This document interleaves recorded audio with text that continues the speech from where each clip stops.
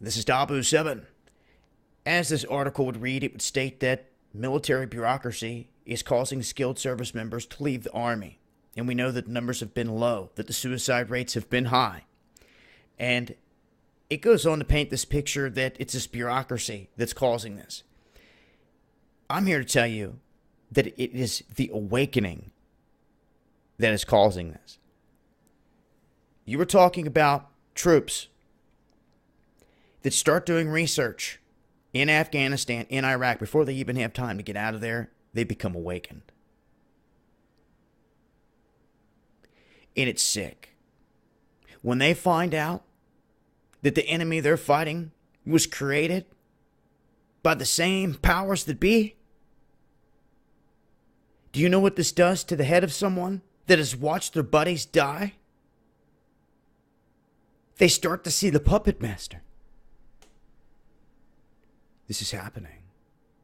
And how do we know this? No, I know this personally because the vets, and God bless everyone out there that walks righteous. Vets reach out to me with stories, some in which just will leave your jaw on the floor that I don't even know how to respond to. But I hear the repeated theme over and over again. From guys and gals that have awakened, that have served for this country, but now see it. And you wonder why guys are killing themselves over there when they're stuck in a war. Maybe they're halfway through and they've got 2 more years of being there and they've just figured out the whole thing and doing research that this whole thing's a game. That it's not what it seems.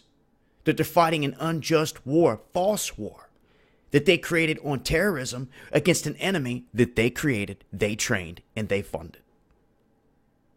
When they figure this out, oh boy, yeah, there's some issues. Now, you may have seen Chico join us a couple times for Underground World News and a couple other talks. He is a vet himself. He's got a new channel, Independent Press Club. And he's got a unique background, and he's someone specifically that comes from that area of being in the military, is now fully awake and sees what's going on. And as far as hearing it from a vet, we'll have him on.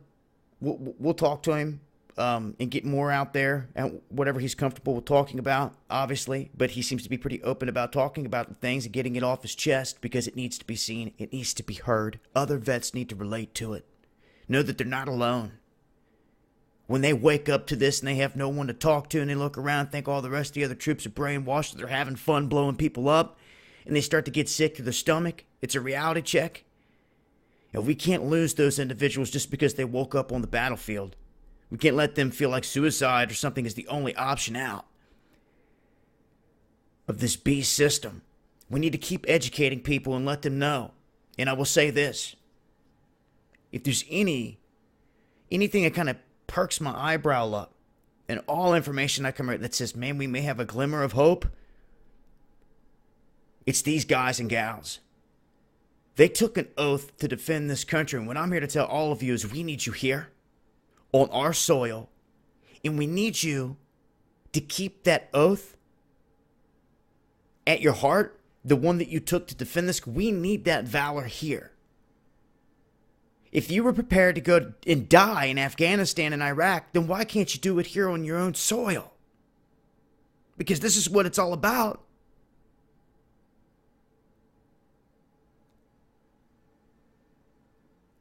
What happens? Or what would have happened? The generals hit the battlefield in the Revolutionary War, and they looked around, and they had no troops.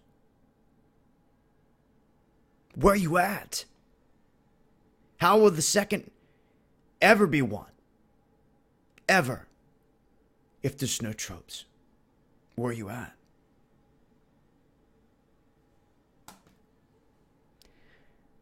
The awakening. It may not happen as fast as some of you would like, but it's happening. The fact is, the troops are awakening to it. They are seeing the puppet master, the false enemy. It's time you do too. Peace.